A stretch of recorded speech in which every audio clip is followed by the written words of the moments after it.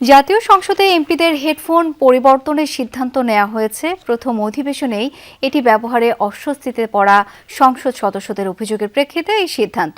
পাশাপাশি কারণ অনুসন্ধান কমিটিও গঠন করা হয়েছে।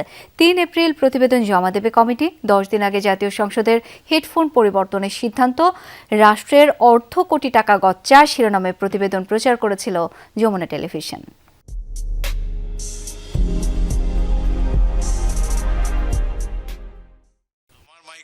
হ্যান্ড মাইকের কথা বলছি, মূল মাইকটি এখনো অকেজো।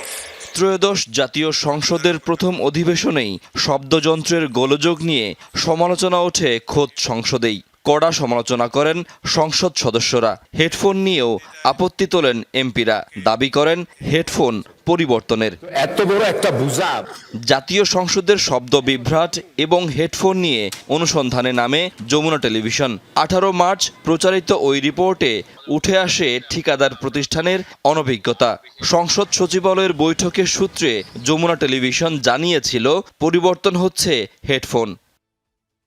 এর 10 দিন পর সংসদের শব্দ বিভ্রাটের বিষয়টি গুরুত্ব পায় সংসদীয় কমিটির প্রথম বৈঠকে। চিফ হুইপ নুরুল ইসলাম মনির সভাপতিত্বে কমিটির 11 সদস্য অংশ নেন বৈঠকে। সংসদ অধিবেশনে অডিও বিভ্রাটকে স্যাবোটাজ হিসেবে দেখছে সংসদীয় কমিটি। বৈঠক শেষে সাংবাদিকদের চিফ হুইপ নুরুল ইসলাম মনি বলেন, সংসদের সাউন্ড সিস্টেমে যে জটিলতা তৈরি হয়েছিল তা সমাধানে দ্রুত পদক্ষেপ নেওয়া হয়েছে। যারা সাউন্ড বিশেষজ্ঞ এরকম লোকজন দাওয়াত করেছি, যাতে আমাদের সাউন্ড সিস্টেমটা রিয়েলি প্রপারলি কাজ করে তার ব্যবস্থার জন্য আমরা অনেকদিন নেতৃত্ব করেছি। দুটো জিনিস দেখবো, এখানে একটা সিকিউরিটির আসপেক্ট আছে যাতে সাবোটেজ হয়েছে কিনা, আর হলো রিয়েল সাউন্ড সিস্টেমের প্রবলেমটা কি তা রিজলভ করার পদ্ধতি কি। এটার জন্য তদন্ত কমিটি হয়েছে এবং তদন্ত কমিটি আগামী 3 তারিখের মধ্যে আমাদের রিপোর্ট পেশ করবে। চিফ হুইপ জানান, বৈঠকে হেডফোন পরিবর্তনের সিদ্ধান্ত হয়েছে। হেডফোনের ব্যাপারটা তো সকলেরই অভিযোগ, আমার নিজের অভিযোগ।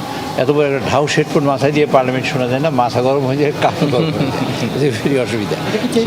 এটা চেঞ্জ হবে। চিফ হুইপ জানান, এমপিদের কাজের সুবিধার্থে সংসদ ভবনের কাছাকাছি বাসস্থানের ব্যবস্থা করা হচ্ছে। আগামী 10 এপ্রিলের মধ্যে আবাসন বরাদ্দ সম্পন্ন হবে বলে আশা করেন তিনি। শাকিল হাসান, যমুনা নিউজ, ঢাকা।